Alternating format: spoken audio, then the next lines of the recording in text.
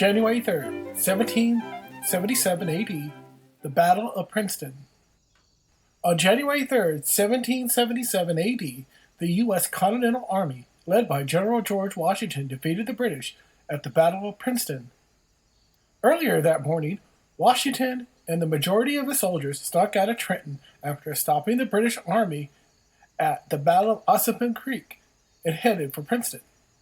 To reach Princeton, they used a little road to traverse through the cold night around 2 o'clock in the morning and made their way to attack the British garrison in Princeton, but their assault was delayed by several hours due to the terrible weather conditions.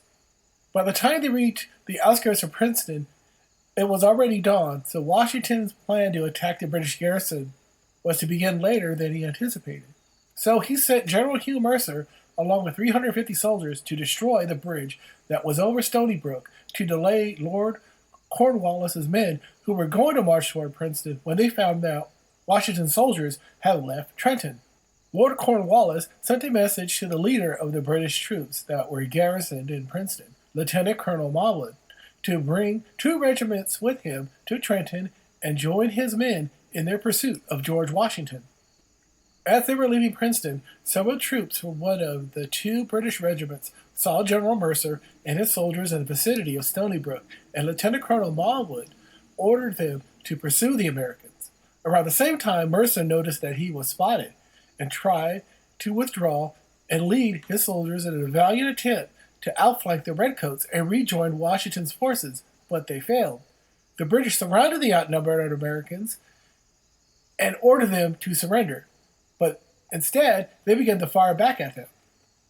The British noticed that their rifles took a lot longer to reload, so they fixed bayonets and charged at the Patriots, overwhelming the confused men who knew little or nothing about bayonet fighting. General Mercer was surrounded, and an officer demanded that he surrender. Mercer tried to fight back, but was repeatedly bayoneted, and his second-in-command was shot in the head. With the death of General Mercer and his second-in-command, his soldiers panicked and fled. General Cadwalader came to Mercer's aid with over 1,000 soldiers. He tried to order his men to form a firing line and strike the British Army, but when they saw the Patriots that were under the command of Mercer fleeing, many of the soldiers dropped their rifles and ran away as well. When Washington and his soldiers finally arrived, they saw a chaotic battle scene unfolding and rallied the confused and scared soldiers of Cadwalader and Mercer and said, "Parade with us, my brave fellows. There is but a handful of the enemy, and we shall have them directly." He rode forward ahead of his soldiers, waving his hat to motivate and lead them to fire back at the British, who were also firing back and trying to knock off George Washington. The highly motivated soldiers continued to press forward against the British lines and eventually broke them, forcing them to flee the battlefield. The majority of the fleeing soldiers that were under the command of Lieutenant Colonel Malwood, who refused to surrender, and led a bayonet charge against the Patriots, who were trying to block their retreat across the Stony Brook Bridge.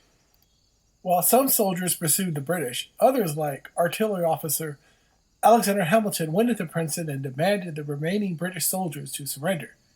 The British that didn't fled and hid in the Nassau Hall. When they ignored his demand to surrender, Hamilton ordered 3 cannons to be aimed at the building and fired several shots at it. Then a company of Patriot soldiers stormed in, and 194 redcoats that ran inside came out waving a white flag to surrender. When the rest of the Patriots marched into Princeton, led by General George Washington, they began to take all of the British supplies that they had abandoned. When news that Lord Cornwallis and his soldiers were marching back to Princeton from Trenton, Washington ordered a withdrawal of the city, and his army left for northern New Jersey, where he, along with his soldiers, made their winter camp in the city of Morristown. The Patriots lost 44 men in the Battle of Princeton, along with 40 wounded. The Redcoats suffered over 100 dead, along with 70 wounded and over 200 POWs.